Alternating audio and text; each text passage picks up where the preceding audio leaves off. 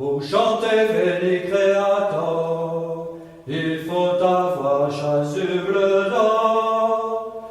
Pour chanter Veni Creator, il faut avoir chasuble d'or.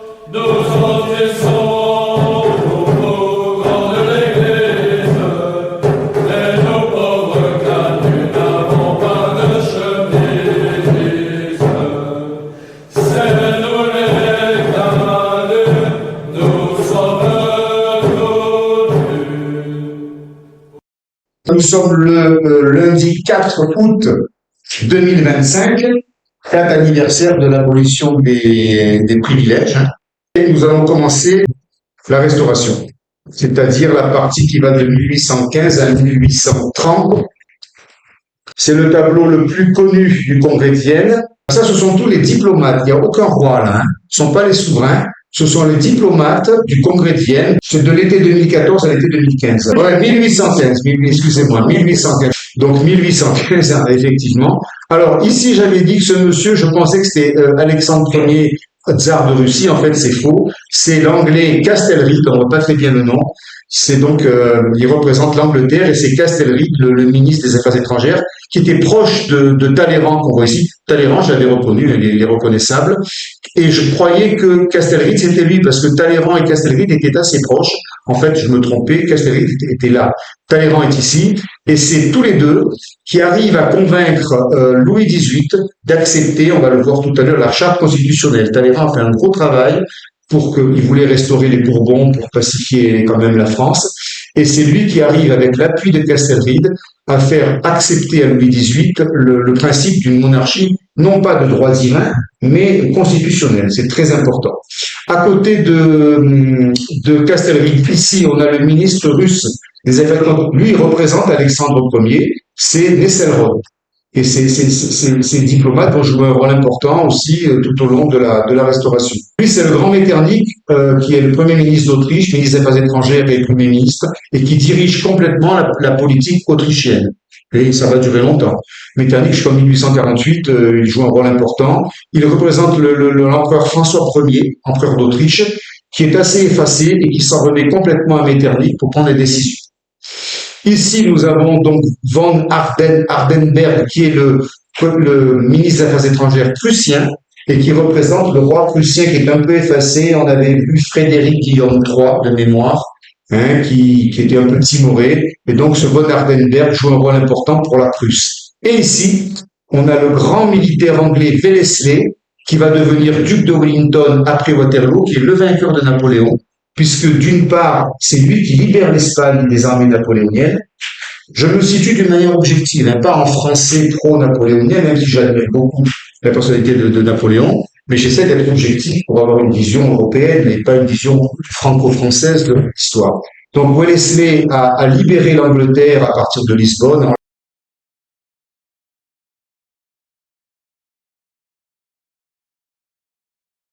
On a vu ça tout au long de l'Empire, ça a été assez long. Et ensuite, c'est lui qui gagne la bataille de Waterloo avec Blücher. Et il devient duc de Wellington. Donc c'est un personnage important, c'est pas un diplomate, c'est un militaire, mais en fait c'est un personnage important. Et on commence la France après le congrès de Vienne, parce que on va voir la France, après on va voir l'Europe, et puis après on va voir les extérieurs, c'est-à-dire l'Amérique du Sud, parce que c'est important aussi ce qui se passe, la décolonisation de l'Amérique du Sud, et puis la Grèce et la question ottomane avec le problème de la guerre entre les Grecs et les Ottomans, l'Empire ottoman. Voilà. Alors la France après le congrès de Vienne est gérée par ce qu'on a appelé le second traité de Paris. Napoléon est vaincu une première fois après la campagne de France et il part à l'île d'Elbe. Alors il part à l'île d'Elbe à peu près je crois que c'est le 4 mai de mémoire 1814. Commence le congrès de Versailles et Talleyrand essaye de convaincre Louis XVIII d'accepter une monarchie constitutionnelle, donc Louis XVIII accepte et en mai 1814 commence la première restauration, puisque Louis XVIII arrive. Et donc il y a un premier traité de Paris, là vous voyez, il a marqué le second, il y a un premier traité de Paris qui est clément et qui était de mai 1814. Mais ensuite, Napoléon quitte l'île d'Elbe au mois avant mars, février. Il traverse, il débarque à Golfe-Juan, il fait les 100 jours, les glorieux 100 jours. Il renverse Louis XVIII et il reprend le pouvoir. Et alors cette fois-ci, on va voir, les diplomates européens sont fâchés parce qu'ils disent quand même que Louis XVIII, il est loin rien. Parce que Napoléon revient avec 1000 hommes et il n'est pas capable de contrer 1000 hommes. Ils sont 1000 à Golfe-Juan, ils sont 6000 à Lyon. Enfin, au départ, ils sont 1000. Et donc, il y a un second traité de Paris qui va être beaucoup plus sévère avec la France et qui va écarter complètement la France de ce qu'on appelle à ce moment-là le concert des nations, c'est-à-dire les autres pays européens qui sont les vainqueurs de Napoléon. Alors c'est l'Autriche, c'est la Prusse, c'est la Hollande, la Russie, hein, c'est le concert des nations, les autres c'est des petits États. La Confédération d'Allemagne ne joue pas un rôle important, on va voir pourquoi tout à l'heure. Ce concert des nations a décidé d'ostraciser complètement Napoléon d'abord, et ensuite la France. Et ce traité de Paris va demander à la France une très lourde indemnité de guerre de millions de francs or et va imposer la présence pendant 5 ans de l'armée étrangère à Paris, en France. Donc on est sous l'occupation des Prussiens, des Autrichiens, et c'est nous les Français qui payons cette armée d'occupation. C'est très sévère. Louis XVIII n'a plus voix au chapitre, il a été décrédibilisé aux yeux des souverains étrangers par le retour de Napoléon. Sur Louis XVIII, il faut avoir à l'esprit quelque chose d'important pour comprendre ce roi. C'était un homme qui n'était pas très aimé parce qu'il était accusé de fourberie, de mollesse, de duplicité. L'homme n'était pas apprécié, mais le roi, l'histoire montre que le roi a été bon parce qu'il a vraiment pensé à l'intérêt de la France, il est arrivé par sa politique, aidé par ses premiers ministres, à rendre possible le gouvernement de la France. Il a été meilleur roi qu'il n'a été homme. Avec Louis XVIII, il faut être nuancé. Il a été bien meilleur que son frère Louis XVI et que celui qui va le succéder, son autre frère Charles X. Voilà. Donc une certaine indulgence pour Louis XVIII, qui n'a pas été un mauvais roi. Il a écarté Louis XVIII de Talleyrand du pouvoir parce qu'il supportait plus Talleyrand, qui était un vrai libéral. Louis XVIII était quand même un conservateur, et ce Talleyrand, on a vu toute la biographie de Talleyrand, donc je ne reviens pas, on en reverra un peu tout à l'heure, est remplacé par le duc de Richelieu, qu'on a ici. Ce duc de Richelieu, en fait, c'est l'arrière-petit-neveu du cardinal de Richelieu. Pourquoi petit-neveu? Parce que le cardinal de Richelieu n'avait pas d'enfant. C'est un cardinal, un homme d'église, un vrai, celui-là. Pas comme Talleyrand, bon, qui était un faux évêque, en quelque sorte. Et donc, c'est le frère de Richelieu, qui est l'arrière-grand-père de ce duc de Richelieu, qu'on voit ici, qui s'appelle Armand Emmanuel Duplessis. Et ce duc de Richelieu est un homme qui a sauvé, entre guillemets, la France à ce moment-là, parce qu'il est arrivé par une politique financière rigoureuse, en faisant des emprunts, à rembourser la dette de guerre, l'indemnité de guerre en 4 ans, et à permettre en 1818 le retour de la France dans le concert des nations. Donc ce duc de Richelieu a joué un rôle important, et c'est bien que Louis XVIII l'ait choisi. Voilà, on devait 550 millions de francs or, ce qui représentait 130% du budget de 1 an. Donc c'était énorme. Occupation militaire, donc tout ça je l'ai dit, donc je n'y reviens pas. Et là, vous avez une petite biographie, donc quand vous aurez le catalogue, hein, vous aurez le temps de lire, il n'y a rien de très important, si ce n'est qu'il arrive à rembourser la dette et à permettre à la France de revenir dans le concert des nations. Maintenant, on va voir justement cette nouvelle cartographie européenne. Pour la première fois, la France se trouve plus petite qu'elle ne l'était sous l'Ancien Régime. Alors, cette cartographie européenne est très importante et je vais la grandir pour bien vous faire comprendre ce qui se passe. Alors, l'Autriche est le pays, c'est le pays vainqueur de Napoléon. Hein, je vous rappelle que l'Autriche était le beau-père, puisque Napoléon avait épousé Marie-Louise, princesse autrichienne. Donc, bon, bref. L'Empire d'Autriche est quand même l'empire vainqueur, et il gagne au traité au Congrès de Versailles.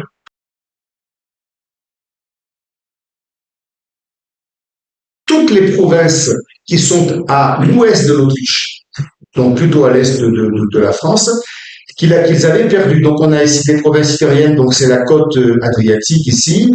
Ils récupèrent le Tyrol qui était donc autrichien au départ, tout le nord de l'Italie, la Lombardie, la Vénétie, le duché de Parme, la Toscane deviennent autrichiennes.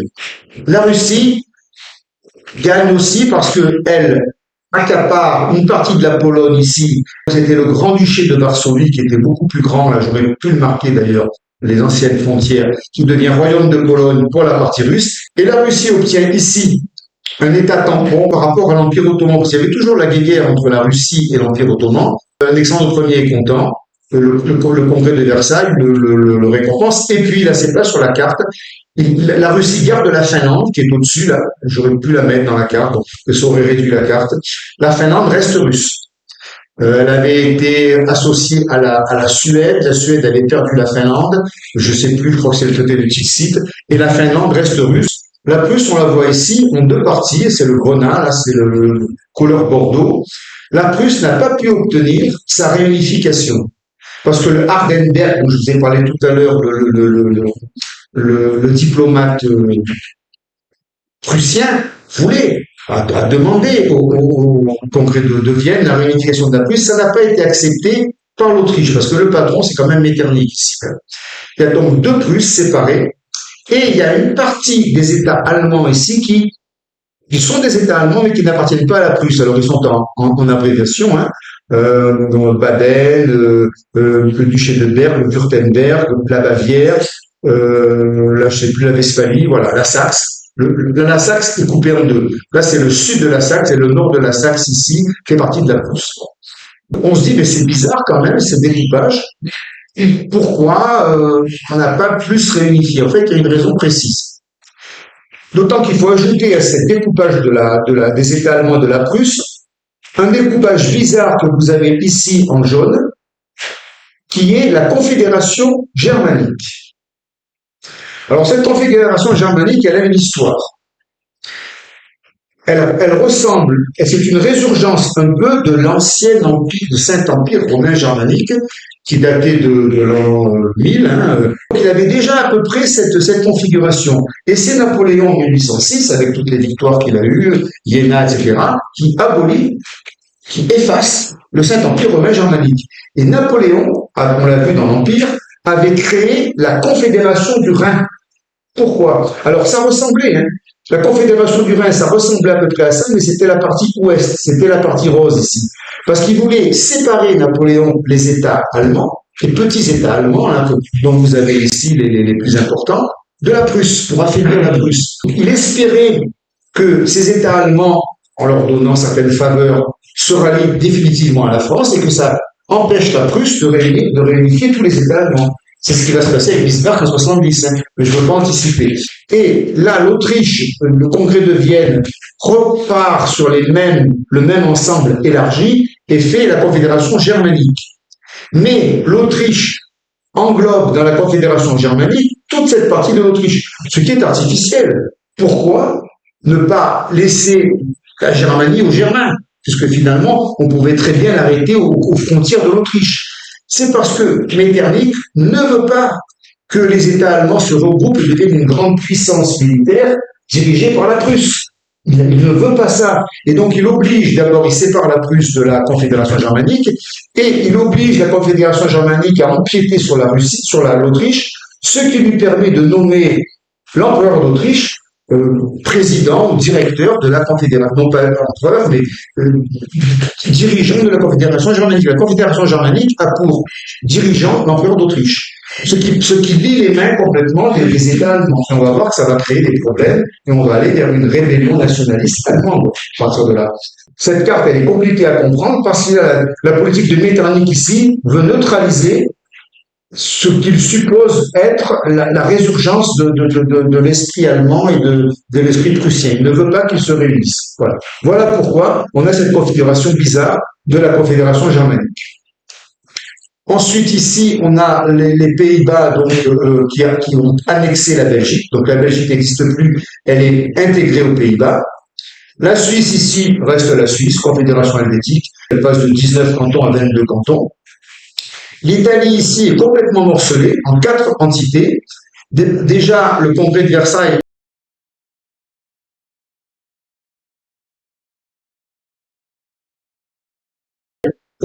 constitue le fameux royaume de Piémont-Sardaigne, hein, puisque la Savoie, Nice et le Piémont, avec Milan et Turin comme capitale, c'était le royaume du Piémont-Sardaigne, et ils avaient aussi la Sardaigne ici. C'est reconstitué. Les États du pape sont reconstitués aussi parce que Napoléon avait kidnappé le pape et l'avait emprisonné jusqu'en 1814. Quand le pape revient, on lui rend les États d'église. Et il reste d'Italie, en quelque sorte, là, ce qu'on a appelé le royaume des deux Siciles, parce qu'il y avait une Sicile péninsulaire, qui était le sud de l'Italie, et une Sicile insulaire, qui est la Sicile qu'on connaît. L'Italie est coupée en quatre, et on verra dans pas très longtemps que tout ça, ça va créer des révolutions nationalistes de réunification du pays, bien entendu. Et la France, pour la première fois, voit ses frontières diminuer, pas dans des grandes proportions, mais enfin, on perd quand même la Savoie et le comté de Nice, ici. Et c'est donc la première fois dans l'histoire que les frontières de la France diminuent. Depuis quand? Ça vous rappelle quand? Le blanc, là, c'est quoi? J'ai pas vu parce que vous me posez la question. Qu'est-ce qui se passe en 1420 en France? Une grande guerre. Pardon. La guerre de 100 ans. Voilà. Et donc, les Anglais occupent l'Aquitaine ici. Ils occupent, je parle en 1420, la Bretagne et la Normandie. Le duché d'Artois ici ne dépend pas de l'autorité du roi. Ici, il y a les Bourguignons. Et le Midi également ne dépend pas de l'autorité du roi. Donc, en 1420, la France était étriquée. C'était ce petit territoire en blanc qui était vraiment réduit de toutes ces provinces frontalières. Hein, voilà. Et donc, c'est la première fois en 1815 que la France, à nouveau, voit ses frontières diminuer. Ouais. Voilà comment on peut commenter la carte donc du congrès de Vienne. Alors, tout ce qui est écrit là, je vous l'ai dit, donc je ne vais pas y revenir. La Pologne, la pauvre Pologne, elle n'existe plus. Parce qu'il y a une partie de la Pologne qui est prussienne ici, il y a une partie de la Pologne qui est autrichienne ici, et une partie de la Pologne qui est russe. Donc, disparition de la Pologne. En France, la paix civile est menacée parce qu'il y a un véritable schisme populaire entre les royalistes qui veulent la restauration de l'ancien régime, les bonapartistes qui sont nostalgiques de Napoléon, et les républicains. Et il en reste encore des républicains qui veulent restaurer la République de la Révolution. Donc ça se passe très mal. Alors, le duc d'Artois ne cesse de harceler son grand frère pour lui dire qu'il se laisse faire et tout, et Louis XVIII lui répond dans sa grande sagesse: vous vous plaignez d'avoir un roi sans jambes, que diriez-vous si vous aviez un roi sans tête? Donc il fait allusion à Louis XVI, évidemment. Alors, roi sans jambes, parce que il est accusé d'immobilisme, et puis il a la goutte, il pèse 150 kilos, hein, il se déplace pas, il se met roi un peu impotent, alors voilà l'image de roi sans jambes, le roi sans tête. C'est la phrase qui montre que Louis XVIII résiste à la folie des ultra-royalistes qui sont regroupés autour de Charles X. Et de fait, la terreur blanche va revenir après la chute de Robespierre et la Convention thermidorienne, on en avait parlé dans la Révolution. Et les royalistes reprenaient des couleurs, il y avait des muscadins qui se promenaient dans Paris avec des gourdins, ils rossaient les sans-culottes, ils faisaient ce qu'on avait fait quelques années avant, hein, il y avait des bagarres de rue épouvantables. Et bien là, ça recommence un peu, c'est la terreur blanche, hein. Et là, c'est quand même très grave, parce que dans le sud de la France, il y a des centaines de morts, des lynchages, des assassinats, hein, voilà. Les gains jacobins bonapartistes, évidemment, sont irréconciliables. Les deux grands maréchaux d'empire les plus célèbres, Murat et Ney, sont fusillés pour s'être ralliés à Napoléon pendant les 100 jours. Voilà. Et alors évidemment, là, à ce moment-là, les autorités ferment un peu les yeux, ce qui veut dire que l'indépendance de la justice n'est pas encore acquise, puisqu'on ne dit rien aux émeutiers qui commencent à massacrer les bonapartistes sur les républicains. Ça se passe dans le sud, dans le Midi, entre Montpellier, Marseille, Toulon, Avignon, dans ces villes-là. Alors ensuite, il y a quand même des élections. Alors, il faut avoir à l'esprit, hein, Waterloo se termine le 18, la bataille de Waterloo, c'est le 18 juin, comme le général de Gaulle, 18 juin 1815. Là, les élections, vous voyez, c'est août, 14-21 août 1815, donc c'est 2 mois après Waterloo. Voilà. C'est très, très frais. Et évidemment, ces élections d'août, donc des législatives, vont provoquer un raz-de-marée ultra-royaliste. Hein. On voit ici, donc, voilà, les ultras prennent 87% des sièges, à l'Assemblée, donc à la Chambre des députés. C'est pas le Sénat, c'est pas la Chambre des pairs, hein, c'est la Chambre des députés. Alors, ils sont menés par Félicité de la Menée. On va en parler de lui parce que c'est intéressant, Félicité de la Menée.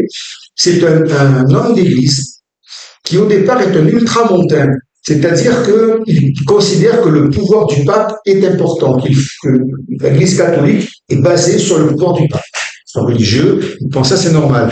On en a fait tout de suite un ultra-royaliste, et puis on va voir qu'il va finalement évoluer, parce que c'est un démocrate, parce que c'est un chrétien, c'est quelqu'un qui a une forme de compassion sociale, il va devenir finalement un homme de gauche quelques années plus tard. Mais au début, il fait partie des ultra-royalistes. Vous voyez, c'est étonnant comme ça fluctue dans l'histoire.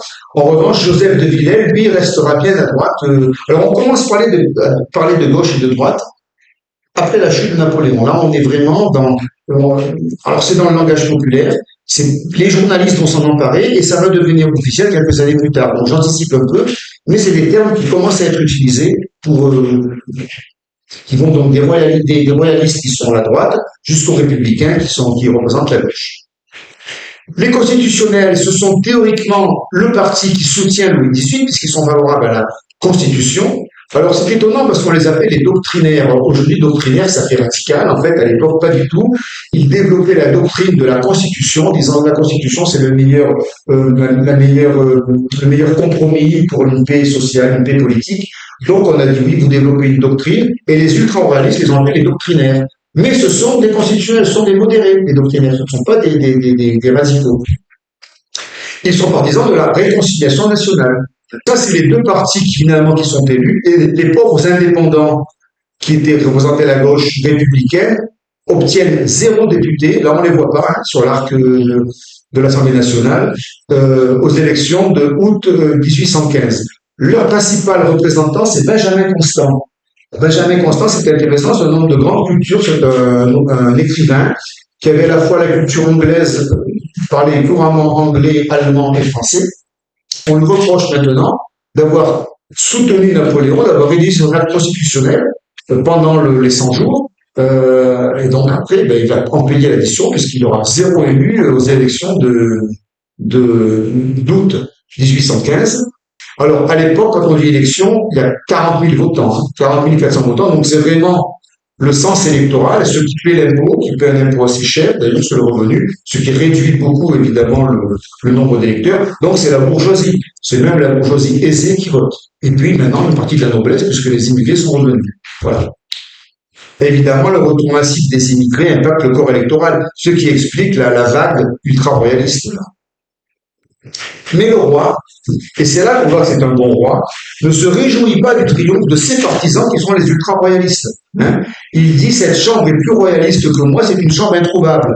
Cette expression est de lui. Alors introuvable, je ne sais pas si c'est ce qui convient, parce qu'on ne comprend pas très bien, parce qu'elle était là, la chambre. Elle n'était pas introuvable. C'est l'expression de Louis XVIII qui est restée dans l'histoire. La chambre introuvable, ça voulait dire une chambre ingouvernable. Une chambre qui n'avait pas de sens. On n'allait pas restaurer l'ancien régime en France. Voilà. Donc, c'était un peu ça qu'il faut comprendre dans la chambre introuvable. Et Louis XVIII se range clairement du côté des constitutionnels et pas des ultra-royalistes. Donc, il se sépare de son frère Charles X, le futur Charles X. Là, je vous ai mis un petit mot sur la Lamennais, dont j'ai parlé tout à l'heure. Alors, la Lamennais a été traumatisée par la Révolution parce que la Révolution, c'est quand même une déchristianisation violente de la France. Il y avait quand même... je pense qu'il y a eu une erreur sur la partie lutte contre. Alors, le clergé faisait partie de l'ordre, effectivement, à un moment donné, qui soutenait l'ancien régime, mais beaucoup de prêtres et de curés n'étaient pas des nobles. Donc, il y a eu une déchristianisation qui était très mal vécue dans les guerres. Les guerres de Vendée ont été épouvantables. C'est à cause de la religion. Les Vendéens n'ont pas accepté qu'on persécute leurs curés. Hein. C'est des gens très croyants. Voilà. Donc, Lamennais a fait partie de ces hommes qui ont été traumatisés par la Révolution, qu'il considérait comme une catastrophe morale et spirituelle. Alors, c'est pas vrai. L'héritage de la Révolution est extrêmement riche. On va le voir, il y a la démocratie, il y a les droits de l'homme, il y a beaucoup de choses. Mais bon, on peut comprendre aussi que des hommes qui l'ont vécu ont été traumatisés. Rappelez-vous quand on demandait à Sieyès, quand il est revenu après la chute de Robespierre, qu'avez-vous fait, monsieur l'abbé, pendant la terreur? Il a répondu, j'ai vécu. C'est-à-dire qu'à l'époque, il fallait sauver sa tête. Voilà. Donc, on comprend qu'il y a eu un traumatisme. Mais on voit que déçu par la monarchie, qu'il juge hypocrite, la mêlée va évoluer, on va le voir plus tard, vers un libéralisme chrétien. Ce sera un chrétien social, il va donc être classé à gauche. Les ultra-royalistes, évidemment, fort de ce succès électoral auquel ils ne s'attendaient même pas, accumulent les fautes. Ils commencent à épurer les fonctionnaires, ils mettent 20 000 officiers à la retraite, donc tous ceux qui étaient compétents à l'armée se retrouvent à la retraite. On bannit les régicides. Alors les régicides, ceux qui avaient voté pour la mort du roi.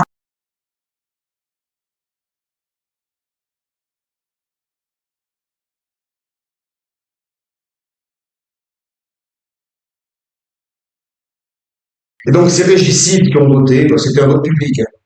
Il fallait descendre l'Assemblée nationale. Il y avait tous les jacobins, les sans-culottes au balcon et tout, qui criaient à mort le roi. Il fallait dire si on votait pour ou contre. Ceux qui ont voté contre la mort du roi, ils étaient courageux. Bon. Et donc, de fait, Fouché, Cambacérès, Carnot, le grand Carnot, l'organisateur de la victoire, le peintre David était considéré comme des régicides et donc ils ont été bannis à ce moment-là de la France. Ça servait à rien de bannir ces gens-là, quoi. Ils n'allaient pas restaurer la révolution. Donc les ultra-royalistes font des fautes politiques, interdiction des journaux, la censure et la propagande la censure qui revient, la propagande, bon, elle est pro-royaliste, on interdit les clubs et les associations. Alors c'est le retour de la loi des suspects.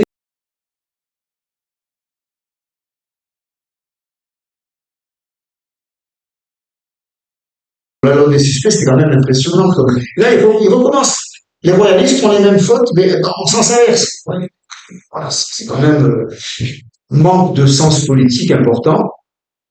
Ils voulaient même rétablir la dîme, l'impôt, qui est une des raisons de la Révolution dont l'Église était bénéficiaire. Ça, ils ne sont pas arrivés à le faire. Et évidemment, les condamnations à mort de 16 généraux napoléoniens. Voilà. Donc, les royalistes ne font que des bêtises, je dirais. Ils sont regroupés autour du duc d'Artois. Le duc d'Artois, c'est le futur Charles X. Et alors, le penseur, c'est le vicomte de Bonald. Lui, c'était penseur de l'ultra-royalisme. Le duc d'Artois n'était une tête d'affiche. Et des députés, Villiers et Corbière, donc, qui représentent cette tendance-là, de sociétés secrètes, mais pas des francs-maçons, les chevaliers de la foi, les congrégations qui étaient des sociétés secrètes ultra-catholiques et ultra-royalistes, qui parlaient de la reconquête morale et politique du pays. Alors, ce qui est rigolo, c'est que les ultra-royalistes demandent le suffrage universel, qui était un emblème de la gauche, parce qu'ils pensent que les paysans ont voté royaliste. Ils se démènent tant et si bien que ça crée une inquiétude de la part de la population, et même Louis XVIII s'inquiète de ce retour en force des ultra-royalistes. Alors là, il y a un homme d'État qui est intéressant, qui va succéder à Fouché, c'est lui, là, le duc Élie de Cazes, et il leur donne donc en septembre 1816, donc un an après, il conseille au roi de dissoudre la Chambre. Vous avez ici une petite biographie de ce Élie de Cazes, et on va parler tout à l'heure de l'assassinat du duc de Berry. C'est un assassinat stupide qui va provoquer la chute de ce pauvre ministre de l'Intérieur alors qu'il était pour rien. On l'a accusé d'avoir été trop, clément avec les républicains et les néo-jacobins. Alors, nouvelle élection, cette fois-ci on est en septembre-octobre 1816. 95 000 électeurs, c'est quand même mieux, le double, plus du double que la fois d'avant. Et cette fois-ci, alors les doctrinaires, c'est-à-dire les constitutionnels, obtiennent la majorité absolue alors avec presque 53% des sièges. On les a ici. Les ultras, donc il y a un léger recul des ultras, mais en fait on va se rendre compte qu'il y a une grande porosité ici entre les constitutionnalistes et c'est-à-dire qu'au niveau des votes, parfois c'est les ultras qui ont la majorité absolue. Il y a une porosité, mais enfin bon, grosso modo l'équilibre revient à peu près aux doctrinaires, et on voit apparaître la gauche. Là, elle apparaît enfin, avec les républicains et les libéraux, qui sont ici, là. Et donc, là, il y a Benjamin Constant, il y a le banquier Jacques Lafitte, l'homme le plus riche de France, qui fait partie de la gauche à l'époque. Et oui, oui, c'est étonnant. Et puis, qui d'autre Dupont de l'Eure. Dupont de l'Eure va être aussi un grand député de gauche. Enfin, quand on dit gauche, à l'époque, c'est républicain. Ils sont pas contre la monarchie constitutionnelle, hein. Ils sont pour ce sont des libéraux. Alors, ce gouvernement des modérés est donc appuyé sur le duc de Richelieu qui reste Premier ministre, Élie Decazes ministre de la police, et Gouvion-Saint-Cyr à la guerre qui a donc aussi fait une réforme intéressante au niveau de l'armée. À telle enseigne que dans les années 1816-1820, on parle d'un redressement de la France. Et donc ça montre la qualité finalement alors c'est pas Louis XVIII qui a redressé la France, mais il a laissé faire, il a mis en place les hommes qui ont permis un certain redressement de la France. C'est à mettre à son actif. Il ne faut pas condamner Louis XVIII comme un roi qui était incapable de gouverner. Alors d'abord les finances. On se souvient que Charles Baudin avait été nommé sous le consulat en 1801, c'était le père du franc germinal. Il avait redressé les finances de la France, il avait créé le cadastre, parce que pour payer les impôts, il fallait bien c'était un cadastre. Et il a été président de la Banque de France, il a créé la Cour des comptes, donc Charles Baudin avait commencé à redresser les finances de la France.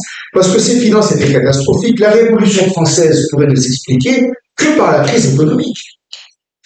On avait vu que la France était ruinée depuis Louis XV, que Louis XVI a hérité, le pauvre, il n'avait pas les épaules, de la situation catastrophique de Louis XV qui avait fait des guerres en Europe dans laquelle la France, la guerre de succession d'Autriche, nous a coûté une fortune. On a la guerre au Canada, on a abandonné tout le Canada aux Anglais. Enfin, ça a endetté la France et ça, Louis XV a fait un règne catastrophique sur le plan économique. Louis XVI a hérité de ça.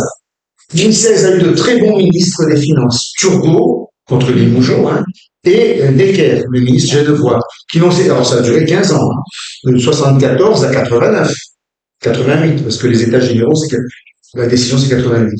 Donc, ils n'ont cessé de dire au roi, sire, il faut un budget, et pas de budget. Donc, il y avait un trésor royal. Quand il n'y avait plus d'argent pour payer les feux d'artifice de la cour, etc., on faisait un nouvel impôt, on envoyait les fermiers généraux qui raquettaient les malheureux qui payaient l'impôt, et on ramenait de l'argent dans les caisses du trésor, et on refaisait la fête à Versailles. Je caricature, mais c'était un peu ça, l'ancien régime. Et Marie-Antoinette, le tort de Marie-Antoinette, c'est d'avoir toujours refusé à Louis XVI le principe d'une réforme budgétaire. Elle n'a pas été... Le début de la vie de Marie-Antoinette, elle était quand même capricieuse et elle voulait continuer à s'amuser. Et elle était conseillée par qui? Par les deux frères du roi, Louis XVIII et Charles X, les futurs. Donc voilà, eux représentaient l'impossibilité pour Louis XVI d'accepter l'idée d'une réforme financière. Donc pas de budget. Alors qu'on avait d'excellents ministres des Finances. Finalement, il a accepté la réunion des États généraux. En 88, ils se sont réunis en mai 89, parce que un an avant, il y a eu la rédaction des cahiers de doléances, tout ça, c'est voilà. Et donc, en 89, les États généraux se sont réunis, et là, les fautes monumentales de Louis XVI font que la Révolution française se déchaîne. Au départ, c'est la crise économique qui provoque ça. Charles Baudin, sur Napoléon, a quand même structuré le budget, et là, on a ce ministre des Finances, le duc de Richelieu, en tant que Premier ministre, va effectivement mettre en place un vrai budget. La loi de finances, c'est quoi? C'est faire voter par les parlementaires un projet de recette, un projet de dépenses, une correspondance entre les deux, et faire en sorte que le Parlement le valide. C'est-à-dire que les parlementaires s'engagent et disent oui ou non. C'est en fait une structure budgétaire qui n'existait pas avant. Donc cette loi de finances-là, la première, elle arrive en 1816 et elle est donc l'œuvre de la Restauration. Et évidemment, la sincérité du budget. Tout ça se met en place à ce moment-là. Et donc on peut donner acte à Louis XVIII d'avoir d'avoir essayé d'assainir les finances de la France. L'année d'après, en 1817, donc une loi électorale qui fait passer du scrutin, alors c'était le sens, mais indirect.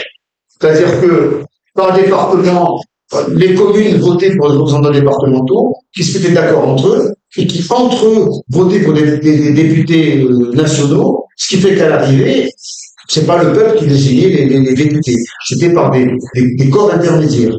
Tandis que là, on a un scrutin de liste et les électeurs, par exemple, sur un département, il y avait 3 circonscriptions, les 3 partis, parce qu'à l'époque, on avait les ultras, les libéraux et les constitutionnels, présentaient donc 3 candidats. Et donc, sur les bulletins électoraux, il y avait le nom des 3 candidats. Et là, vous aviez le droit de panacher. sur les scrutins de liste, on pouvait rayer les noms, etc. Ça donne un peu de démocratie au scrutin et ça améliore un peu la représentation nationale. L'année d'après, c'est une réforme militaire avec Bouvion-Saint-Cyr. Maintenant, on a une armée de volontaires dont le service militaire passe à 6 ans. Et ça soulage un peu les gens qui voient partir les hommes, les aînés des familles, chaque fois à l'armée, puis ils ne revenaient pas. Bouvion-Saint-Cyr met en place, comment on appelle ça, l'évolution hiérarchique. Avant, c'était le favoritisme. Les nobles étaient officiers. Tandis que là, maintenant, il y a tous les 4 ans, on change de grade, on ne doit pas rester dans le même grade plus de 4 ans.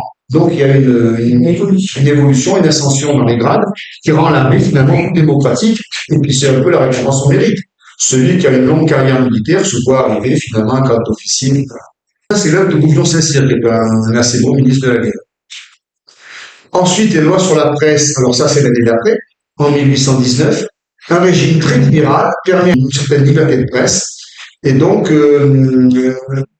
les journaux apparaissent et on livre parole. Là, je vous ai mis une petite photo de la une du Constitutionnel, qui était l'un des journaux les plus lus à l'époque. Cela dit, les journaux étaient extrêmement chers, ils coûtaient une fortune. L'abonnement à un journal coûtait un pourcentage d'un salaire d'ouvrier, vous voyez. Mais les ouvriers n'avaient pas les moyens de lire. Voilà. Ils n'avaient pas les salaires. Tout à fait. Alors, il y avait des lectures. Tout à fait. Alors, il y avait des lectures publiques, d'une part, dans les cafés. Celui qui savait lire lisait le journal aux autres. Voilà, c'était sympathique. C'était une vie de bistrot, une vie sociale. Et puis, de toute façon, ils n'auraient pas pu l'acheter parce que 8,5% du salaire d'un ouvrier, c'est pas possible. Là, j'ai mis le kilo de pain à un moment donné. Le kilo de pain représentait 50% de la dépense alimentaire et 35 centimes. C'est-à-dire que par jour, un ouvrier moyen qui avait 2 enfants consacrait 70 centimes par jour à l'alimentation, dont la moitié c'était pour le pain, vous voyez, pour vous donner une idée. Donc le prix d'un journal qui était plus cher ne pouvait pas... Pas grand monde pouvait lire. C'était à 17 centimes. L'abonnement était de 5 francs par mois, ce qui, si on divise par 30, ça faisait 17 centimes par jour. Bon, comme c'était des hebdomadaires, c'était pas des quotidiens, des hebdomadaires. 5 francs par mois, c'était plus que le salaire d'un ouvrier. Donc ça représentait 2 à 3 jours de salaire, acheter un journal. Mais bon, la presse est quand même libre et donc il y a quand même une sorte de liberté de presse qui commence. D'ailleurs, on voit quand on lit Balzac, la presse, les journalistes ont un rôle important. Et donc apparaissent le parti de gauche avec 3 personnalités donc dominantes. Alors, il y a toujours le vieux Lafayette qui est toujours là, qui est l'inusable Lafayette. Alors lui, il reste libéral, Lafayette, jusqu'en 1830. Benjamin Constant, dont on en a déjà parlé, vous avez sa biographie ici. Dupont de l'Eure, qui aura fait 3 révolutions, 89, 1830, 1848. Et Jacques Lafitte, c'est intéressant, c'est l'homme le plus riche de France. Alors sa fortune était évaluée à 25 millions de francs. Je suis allé sur ChatGPT pour leur demander mais combien ça coûterait aujourd'hui. On ne peut pas faire le calcul. Donc la fortune de Lafitte, 25 millions de francs, représente aujourd'hui 471 millions d'euros. Mais ils disent que si on ajoute la partie foncière, etc., on serait à plusieurs milliards d'euros. Donc Jacques Lafitte est considéré comme un milliardaire.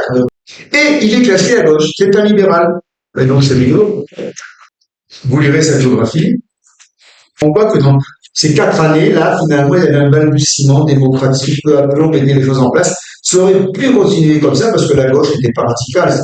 Quand on disait la gauche, c'était les républicains modérés. On n'avait plus les jacobins et les sans-culottes de la Révolution. Les ultras étaient en perte de vitesse. Louis XVIII favorisait les constitutionnels.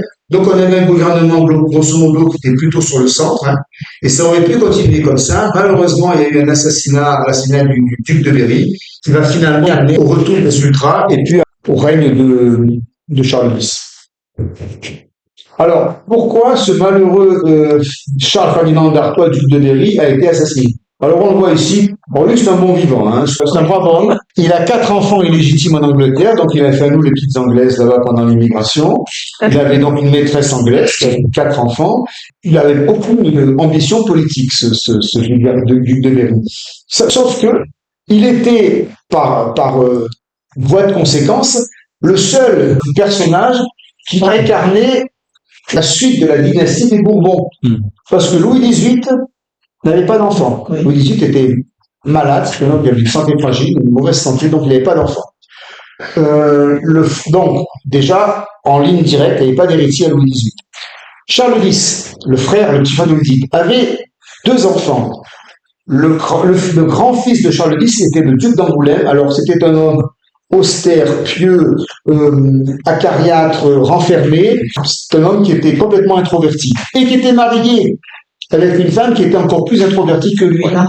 Sa femme était Marie-Thérèse de France, qui était la fille aînée de cette pauvre Marie-Antoinette, qui s'est retrouvée à la prison du Temple et qui a assisté au massacre de la duchesse de Lamballe, par exemple, qui a été sous ses fenêtres exposée, démembrée, etc. Et donc la gamine qui avait 14-15 ans, alors je sais pas comment elle s'en est sortie, parce qu'elle n'est pas, son petit frère est mort au cachot. C'était l'héritier, Louis XVII. Voilà. C'était l'héritier, lui, il est mort au cachot à 10 ans de la tuberculose, donc il a été quand même assez maltraité, votre gamin. Bon, la grande sœur s'en est sortie, et elle s'est retrouvée en Angleterre, elle épouse donc le duc d'Angoulême, mais alors elle se réfugie dans la foi, elle est traumatisée parce qu'elle a vu dans la prison du Temple, et donc elle fait pas d'enfant. Je crois qu'elle est traumatisée. Et donc ce couple-là ne peut pas donner d'enfant, ce qui fait que la seule possibilité pour les Bourbons d'avoir une descendance, c'est le duc de Berry. Et donc, on lui demande de quitter sa maîtresse anglaise, parce qu'évidemment, elle faisait pas des héritiers, la maîtresse anglaise, d'épouser Marie-Caroline des 2 Siciles, voilà, ça c'est un nom qui sonnait bien, des Bourbons de Naples, et avec Marie-Caroline, il pouvait avoir un héritier. Donc, il épouse Marie-Caroline, et il fait le premier enfant, c'est une fille, donc ça les embêtait, il lui fallait un garçon.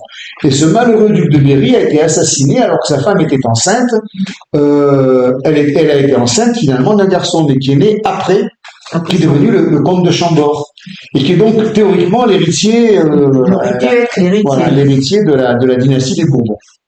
Bon, il est assassiné à la sortie d'un opéra. Bon, c'était pas l'opéra de Paris, c'était l'opéra de l'époque, c'était la salle Montansier, bon voilà. Et il est assassiné par un ouvrier républicain qui dit mort aux Bourbons, qui avait compris que qu'il fallait le tuer pour arrêter la dynastie.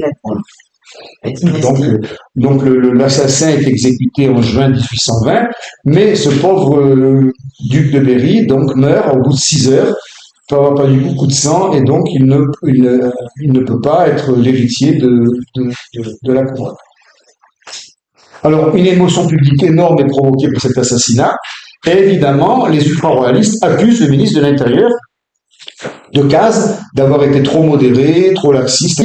L'assassinat est le fruit de la politique indulgente de Decazes et donc voilà, Decazes démissionne parce que Louis XVIII ne veut pas, mais finalement Decazes démissionne et de nouvelles élections, les 3e ont lieu en novembre 1820. Alors là, il a marqué une poussée de droite, mais moi j'ai constaté au niveau des chiffres que quand même, ça reste assez équilibré parce qu'on voit déjà que la gauche augmente pas mal, que les constitutionnels ici n'ont pas la majorité absolue, ils ont quand même 40, c'est quand même le premier parti, que les ultras sont à 37%, ils étaient à combien? Ils passent de 35 à 37, donc c'est pas un raz-de-marée, voilà. Et puis, il y a eu des votes à droite parce que la porosité entre ici est importante et par moment, ils avaient la majorité absolue. Le duc de Richelieu va rester ici le chef du gouvernement, mais le régime va se durcir et donc on va aller sur une surveillance des opposants et la société commence à revenir vers l'absolutisme royal. Voilà. Alors là, on va parler maintenant de l'Europe après le congrès de Vienne. Là, je vous ai mis la même carte avec très peu de choses en plus. Je l'ai remise pour qu'on la voit plus facilement. Sinon, il fallait remonter tout en haut. Les puissances qui ont gagné la bataille contre Napoléon et qui représentent le congrès de Vienne sont des puissances conservatrices. Elles veulent que les dynasties européennes restent en place et qu'on ne remette pas en question l'ordre dynastique par des soi-disant petites révolutions nationalistes à droite à gauche. Il y aura de questions qui supportent ça. On a en Europe un courant monarchiste fort qui va provoquer les révoltes de 1848. Ça va arriver, mais ça va arriver plus tard. Alors, les exemples, c'est cette Pologne, évidemment, on l'a vu, qui est partagée, qui n'existe plus. De l'héritage révolutionnaire, il y avait deux choses. Le principe de nationalité, qui était déjà l'idée que les peuples, du droit des peuples à disposer d'eux-mêmes. Vous voyez, ça commence à émerger. C'était le message révolutionnaire qui avait diffusé, que l'armée française avait diffusé dans tous les pays qui avaient été libérés, en chantant la Marseillaise. Il y avait le poème de Victor Hugo, ils eussent sans nul doute escaladé les nus si ces audacieux, en retournant les yeux de leur course olympique, avaient vu derrière eux la grande République montrant du doigt les cieux. Victor Hugo, non, on les connaissait pas. Et donc, ça diffusait le message de la libération des peuples. Voilà. Ça commence à faire des émules en Europe, et ce principe de nationalité va être complètement ignoré par les monarchies vainqueurs de Napoléon. Donc on a le libéralisme et le nationalisme, qui sont les deux pensées de gauche de cette époque-là. Le libéralisme, c'est, en gros, on applique les droits de l'homme, les libertés individuelles. La gauche, à l'époque, n'avait aucune préoccupation sociale. C'était pas on s'occupe des ouvriers, des pauvres, c'était les libertés individuelles. C'est ça qu'on entend par gauche au début, sous la Restauration, et même au-delà. Il a fallu beaucoup de temps pour qu'on arrive à la préoccupation sociale. Et le nationalisme, c'est que tous les petits peuples qui ne sont pas les grands vainqueurs, alors les Belges, les Tchèques, les Lombards, les Vénitiens, eux, ils n'ont pas droit au chapitre, leur langue n'est pas reconnue, il faut qu'ils se taisent et qu'ils subissent la dynastie régnante. Et donc, ce sont ces deux mouvements-là qui vont perturber l'ordre européen, qui vont être réprimés. Alors, là, c'est intéressant de voir cette carte parce qu'il y a une différence totale d'approche politique entre l'Autriche et l'Allemagne ici. L'Autriche, qu'est-ce que c'est que cet empire? Alors, c'est pas encore l'empire austro-hongrois, mais ça va le devenir. C'est une mosaïque de petits peuples. Alors là, j'ai mis les frontières actuelles pour qu'on comprenne.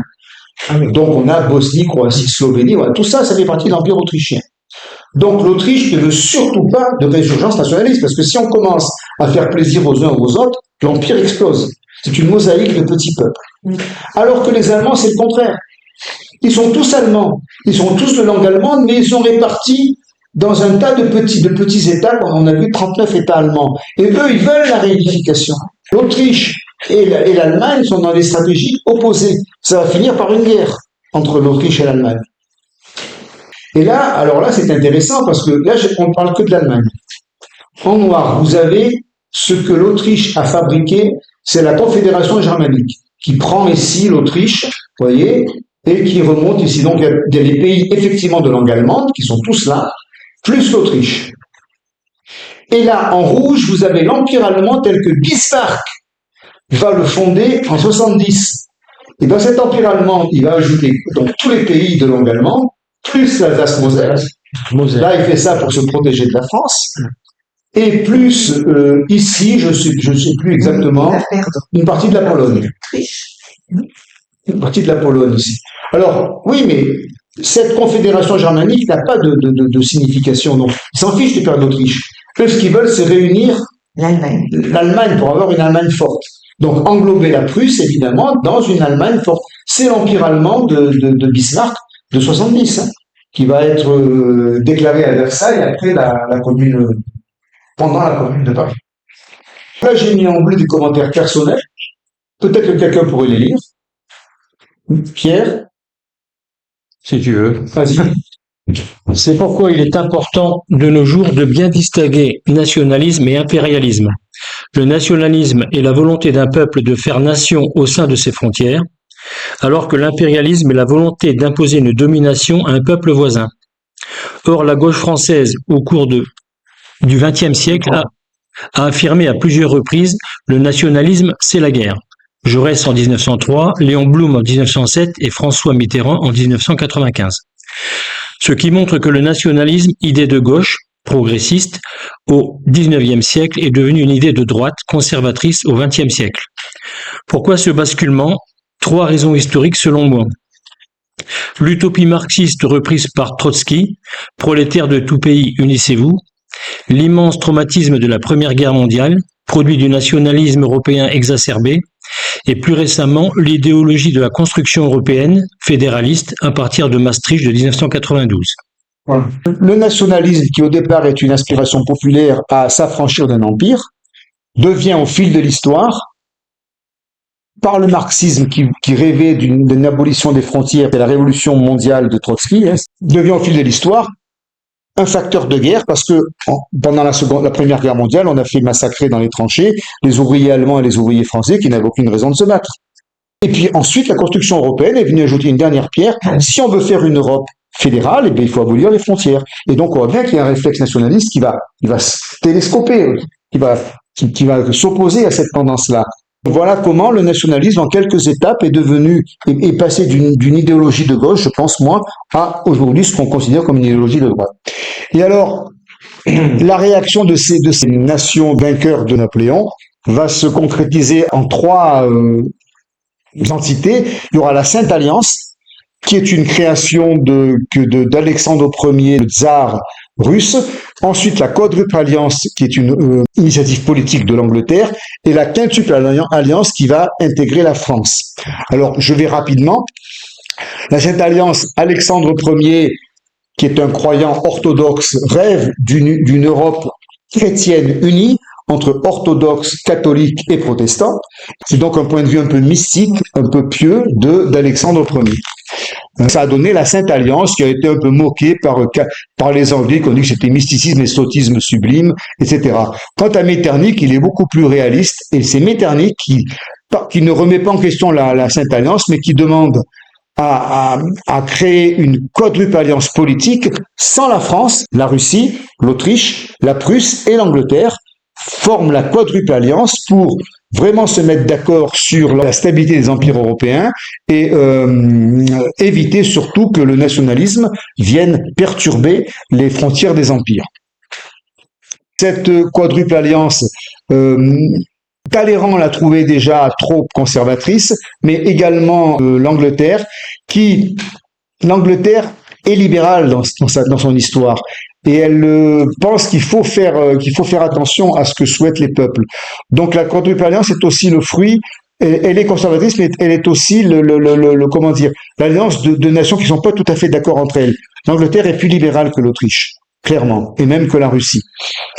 Petite biographie ici finale de Talleyrand qui donc quitte le pouvoir là parce qu'il est évincé par Louis XVIII. Il reviendra en 1830 avec Louis-Philippe. Et il meurt en 1934 et il sera ambassadeur de France à Londres. Voilà comment se termine la vie politique de Talleyrand, qui aura été l'homme de l'après-empire, quoi. Voilà, c'est lui qui amène la monarchie constitutionnelle.